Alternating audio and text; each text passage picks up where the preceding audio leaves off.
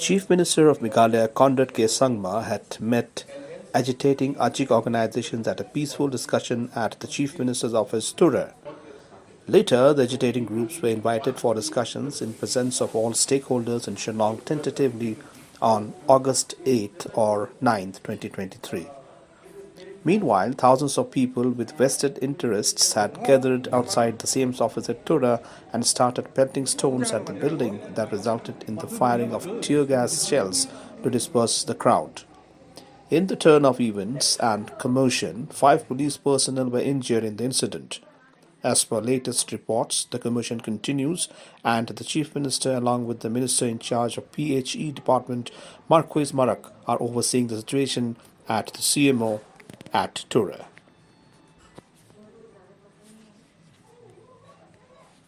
Nama Nung apa mandirang mo? Batul buina batul, stone history.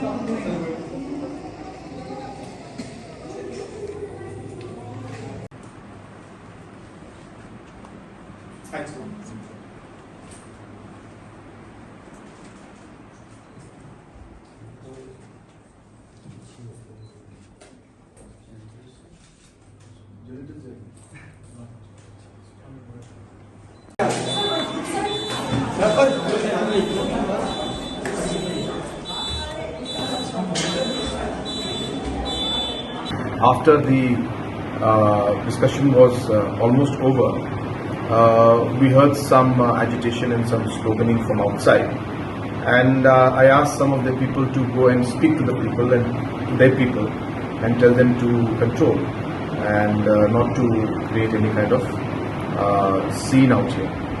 But once the leaders, Rangers leaders had gone outside to talk to these people, they came back to tell us that they have no idea who these people are.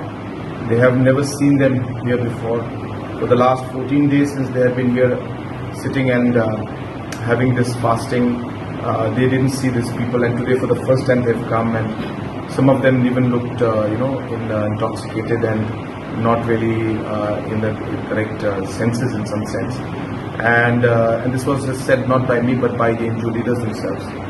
And then after that, the NGO leaders themselves then had to come in to the building, and they could not leave from here themselves. And even now they are in one of the rooms. They are not able to go because they are also worried, and it seems that these people who are there are people who are not part of their organization.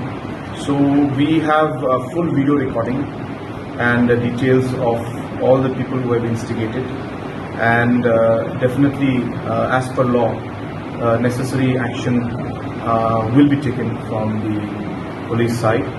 And also, as I said, we had asked the organizations to come and meet us, but it is sad that while we took the initiative to come and speak to them and try to find a resolution to this, this is a kind of unexpected situation that has unfolded. But nonetheless, the police has controlled the situation. We had some incidents where, because of the store pelting, without any instigation from the police, almost close to 5 police personnel were quite seriously injured, and few other minor injuries also were there. And from my side, I have decided that I'll be giving 50,000 rupees as medical allowance to each one of them from my CMSG scheme. All those who are injured, the police who are injured, and whatever the medical expenditures are there will be completely borne by the government. At the same time, as I said, we condemn this kind of an action, and this is not something that Garo Hills has experienced, and whatever we have seen seems to be another plan by some other individuals. As I said, even the NGOs who were in this have already said that they are not part of this, and they are not aware of the individuals who have been involved. And as I said, we have recordings, so accordingly police will take action.